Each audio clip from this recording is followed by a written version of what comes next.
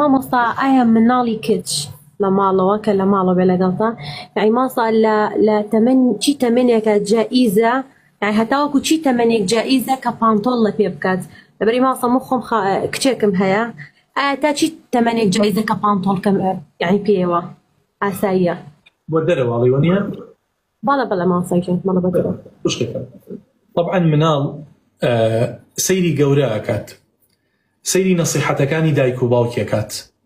مناڵێک بۆ نمونە 5 ساڵە 6 ساڵە ئەمانە یعنی چۆن بڵێ عقلێتێکی وایە نییە سابت بێ لە مێشکیانە ئەگەر ئەو جلە ئێستای کاتەبەری کە گەورە بێ هەر ئەوە بکاتەبەری بەڵام سەیریکە کە ئەم مناڵە بووە 7 ساڵ و 8 ساڵ و 9 ساڵ هەر پانتۆڵی کردە پێی دوایی لە 12 ساڵی و 13 ساڵیە کە گەورە بوو تۆ ناتوانانی سەیتەرەکەی بەسەریا تۆ ناتوانانی گۆڕانکاری بەسەر ئەم چیا بێنیت تۆ ناتوانانی بڵێ کچەکەم ئیتر نابێ پانتۆڵە پێ بکەیت ئەبێ بیکەیتە حیجاب و عابا بە قسەت ناکات تێگەی عەلا ما عەوەدەهم ئەبوهم دایک و باوک لە مناڵی ئەم مناڵە چۆن ڕادێنێت ئەم کچەشکە گەورە بێ بەو شێوازە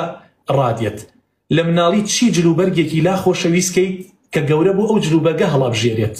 بۆیە من نەسیحەتانەکەم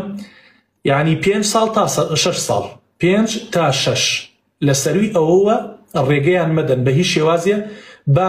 خۆشەویستی ئەو جلوبەرگە ناشەرعیانە لە دڵیانە نەچەسپێت و عادەتی پێوە نەگرن قاڵبی پێوە نەگرن دوو ڕۆژتر نەتوانن گۆڕانکاری بەسەر ژیانی خۆیان نەبێن و ببنە باڵاپۆش. باشە مامۆستاگەم زۆر سپاس دەکەم دەست خۆش بە مامۆستاگەم. لە ڕووی شەرعەوە ئێمە هەتا بالغ بوون ئەڵین کێشەمان نییە بەڵام خۆت ئەزانی سەدەن لیلذەرایع بۆیی سەر نەکێشێ بۆ حرام و دوو ڕۆژتر ئەم مناڵە لەژێر پەروەردەی ئێمە دەرنەچێ و یاخی نەبێت نابێت ڕێگەی پێ بدەیت ئەبێ هەر لە مناڵیەوە